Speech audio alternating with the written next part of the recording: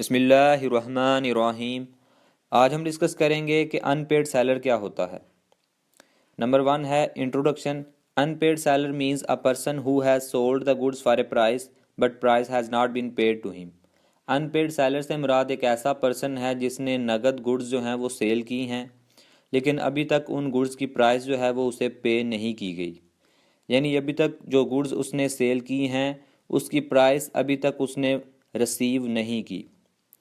Unpaid seller has various rights against the buyer as well as goods. Unpaid seller जो होता है वो buyer के अगेंस्ट भी वेरियस राइट्स रखता है और गुड्स के हवाले से भी उसके पास राइट होते हैं। He can stop the delivery of goods at any stage whether goods are in transit.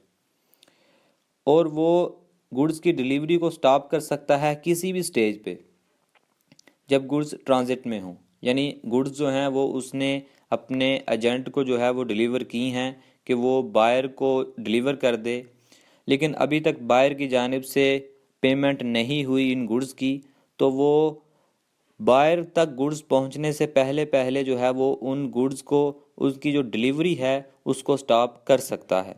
जब तक उन गुड्स की पेमेंट बायर की जानिब से नहीं होती उस वक्त तक उनकी डिलीवरी को स्टॉप किया जा सकता है अनपेड सेलर की जानिब से। नंबर 2 है meaning of unpaid seller. The meaning of unpaid seller is defined by section 45। The seller of goods is deemed to be an unpaid seller. Goods का जो सेलर होता है उसे अनपेड सेलर समझा जा सकता है when the whole of the price has not been paid or tender. जब गुड्स उसने सेल कर दी हैं, गुड्स उसने डिलीवर कर दी हैं, लेकिन उन गुड्स की प्राइस अगर उसे अभी तक नहीं मिली तो उस सेलर को अनपेड सेलर कहेंगे। यानी गुड्स तो उसने सेल कर दी हैं बायर को उसने गुड्स डिलीवर कर दी हैं, लेकिन अभी तक उसे उसकी प्राइस नहीं मिली तो उसे अनपेड सेलर कहेंगे। When a bill of exchange और other negotiable instrument is dishonoured.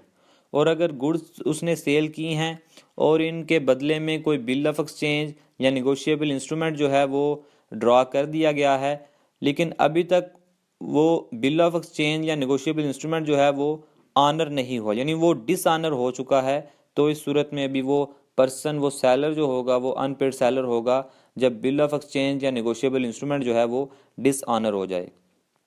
Number 3 है हु इज़ अनपेड सेलर। यानी अनपेड सेलर है कौन।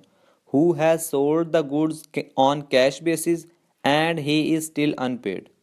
जिसने गुड्स तो नगद सेल की हैं लेकिन अभी तक उसे उन गुड्स की प्राइस जो है वो नहीं पे की गई। पॉइंट बी है he must be unpaid either wholly or partly.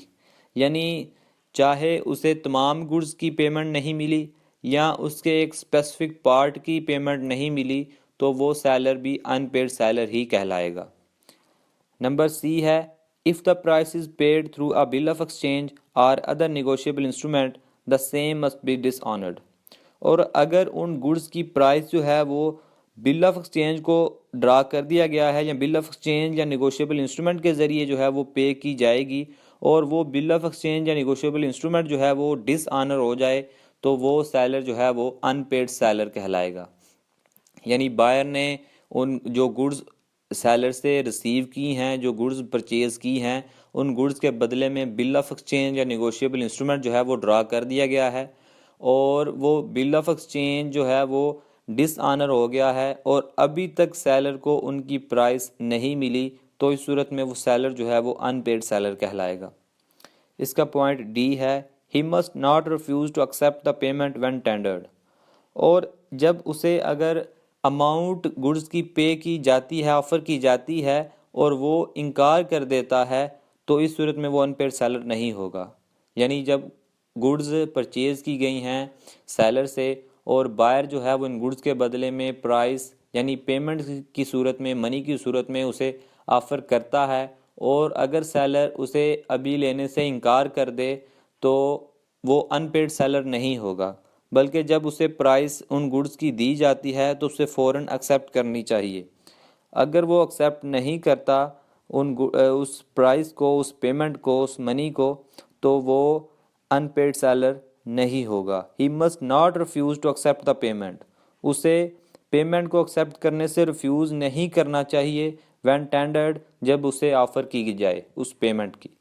तो ये थी हमारी आज की वीडियो। उम्मीद है आपको ये वीडियो पसंद आई होगी। अगर आपको ये वीडियो अच्छी लगे तो इसे लाइक करें, चैनल सब्सक्राइब करें। अल्लाह हाफ़िज़।